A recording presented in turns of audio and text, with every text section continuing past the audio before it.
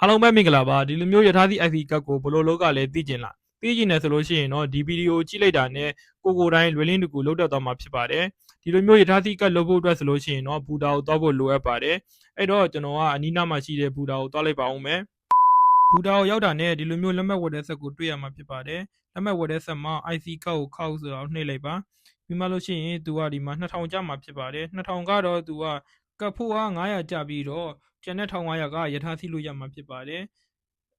ကတ်ဝယ်ဖို့အတွက်ဆိုလို့ရှိရင်တော့2000ကိုထပ်ပြီးတော့နှိပ်ပေးလိုက်ပါဒါဆိုလို့ရှိရင်တော့သူကပတ်စံထည့်ခိုင်းတာဖြစ်ပါတယ်အောက်ကရောပတ်စံထည့်တဲ့နေရာမှာကိုယ့်ရဲ့ရန်2000ကိုထည့်ပေးလိုက်ပါနောက်တစ်ခုကကြတော့ point 3မှာလောက်လို့မေးပါတယ်လုံးမယ်ဆိုလို့ရှိရင်စုတို့နှိပ်ပြီးတော့မသုံးဆိုလို့ရှိရင်တော့ရှီနန်းကိုနှိပ်ပေးလိုက်ပါဒီအဆင့်ကတော့ပြေစာယူမလားလို့မေးတာပါယူမယ်ဆိုလို့ရှိရင်တော့အာလီကိုနှိပ်ပြီးတော့မယူဆိုလို့ရှိရင်နားရှိဆိုတဲ့ခလုံးကိုနှိပ်ပေးလိုက်ပါနှိပ်ပြီးရနဲ့သူကကတ်ထွက်တဲ့ပေါက်ကကြီးရောကတ်ထွက်လာမှာဖြစ်ပါတယ်ဒါဆိုလို့ရှိရင်တော့ IC ကတ်လုတ်တဲ့ဟာပြီးဆုံးပါပြီဒီဗီဒီယိုလေးကတကယ်ချင်းလို့အတွက်အကျိုးရှိမယ်ဆိုလို့ရှိရင်တော့ comment လေးပြပြရေးခဲ့ပေးပါနောက်လည်းဂျပန်နဲ့ပတ်သက်တဲ့ဗီဒီယိုလေးတွေထပ်တည်ပြီးမှဖြစ်တဲ့အတွက် follow လေးနှိပ်ခဲ့ပေးပါ